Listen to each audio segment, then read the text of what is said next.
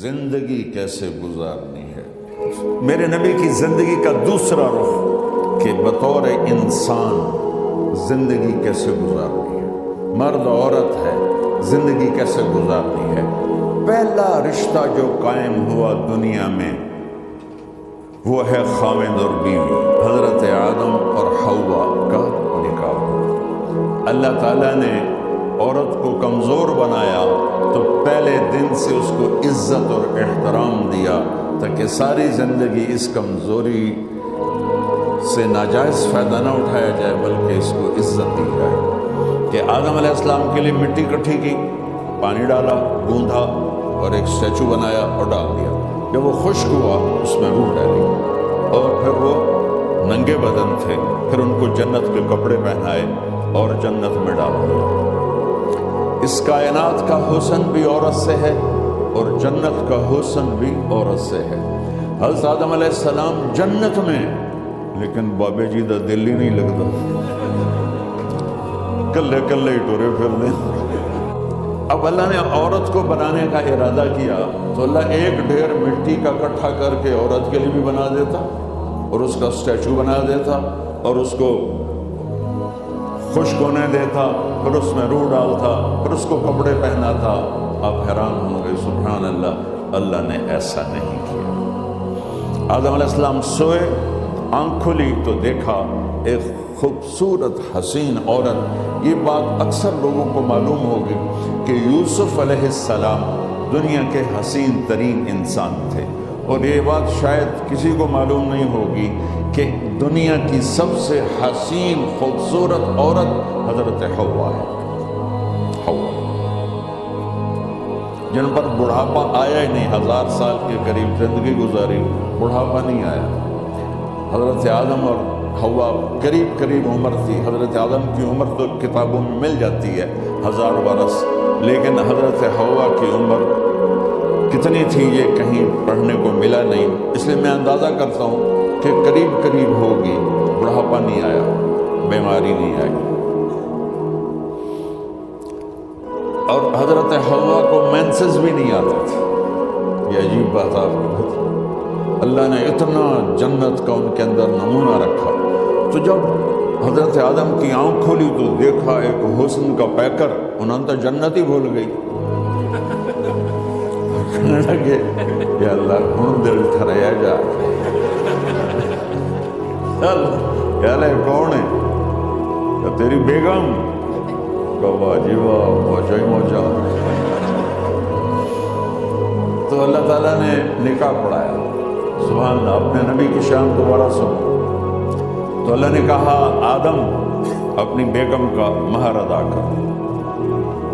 تو وہ پوچھنے لگے کیا مہر ہے؟ دیکھو ایک بات سنو، مہر کسی کی بیٹی کی قیمت نہیں ہوتی۔ $1 ہو یا $1 ٹریلین ہو، بیٹی کی کوئی قیمت نہیں ہوتی۔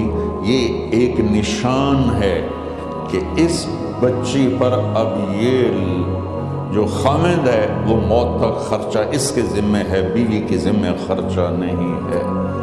خامد کما کے لائے گا اور اپنی بیگم کو کھلائے گا، اور بیوی گھر کی ذمہ داری نبھائے گی۔ تو خیر وہ الگ بات چلی جائے گی۔ اللہ تعالیٰ نے کہا کہ مہر ادا کرو۔ کہا جی کیا مہر ہے؟ تو میرے اللہ نے کہا تیری نسل میں میرا آخری نبی آئے گا، اس پہ ایک دفعہ درود پڑھ دے، یہ مہر ہے۔ اچھا، شروع دن سے ہے کہ میں نے قبول کیا۔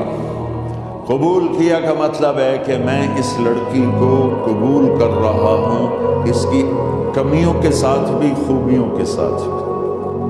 اور جب لڑکی کہتی ہے سائن کرنا قبول کیا ہے، یا زبان سے کہے قبول کیا ہے، تو یہ اس بات کی گارنٹی ہے کہ میں نے اپنے اس لڑکے کو خامد ہونے کے طور پہ قبول کیا، اس کی کمیوں کے ساتھ بھی، اس کی خوبیوں کے ساتھ۔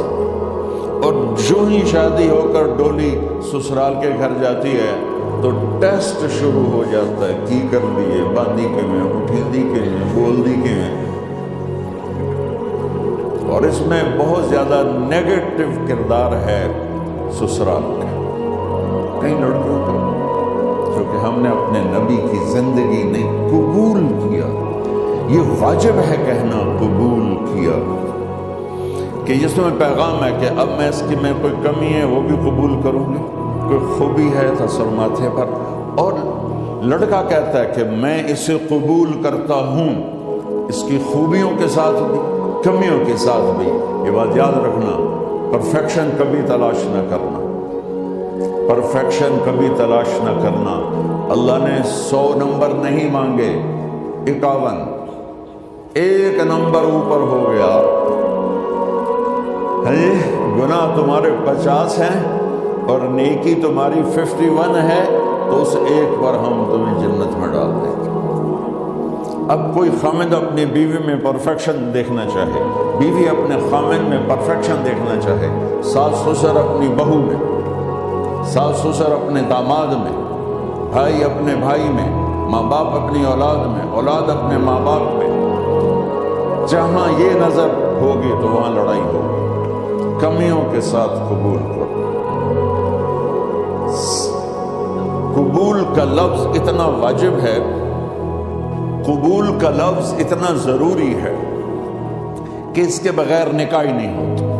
میں یہ کئی جگہ لطیفہ سنا چکا ہوں، اور واقعی قصہ بھی ہے، ایسے لطیفہ نہیں ہے۔ میرے دوست ہیں، ذمہ دار ہیں اچھے، تو ان کے گاؤں کا ایک بچہ چھوٹی عمر میں بسوں پہ جا کے وہ جاب پہ لگ گیا، تو اس کا کام ہوتا ہے بس کو صاف کرنا، ڈرائیور کو چائے پلانا، اور جہاں کہیں رش ہو تو اس کو ڈائریکشن دینا، استاد جی کٹ لو، استاد جی آن دو، استاد جی جان دو، تو یہ اس کا محاورہ بن جاتا ہے۔ اب اس کا نکاح ہوا تو مولانا صاحب نے کہا بھائی عبد الرحمن، میں فرضی نام لے رہا ہوں، نام مجھے اس کا یاد نہیں، عبد الرحمن زینب بنت اسلم نو تیرے نکاح دیتا 500 مہر تو قبول کیتا؟ تھوڑی دیر سوچ کے کہندا جی آن دیو۔ اس نے ساری زندگی آن دیو ہی سیکھا تھا، تو اس کے بھائی نے اس کو کوئی نہیں ماری، تو کہنے لگا جی جان دیو۔ مولانا صاحب نے کہا آن دیو جان دیو نال کم نہیں بننا، تو آگے میں قبول کیتا۔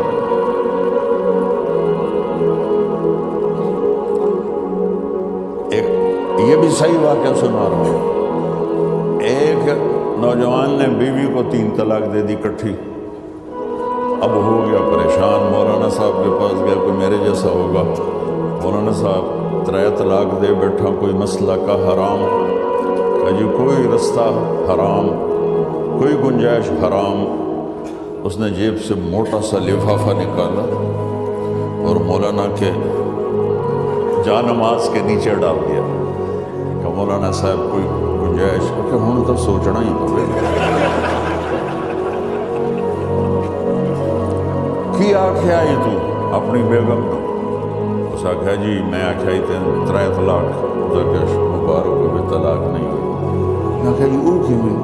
آکھیا او جڑا یہ طلاق ہے عربی دا لفظ، اس سے چاکھنا پمدا ہے طلاق۔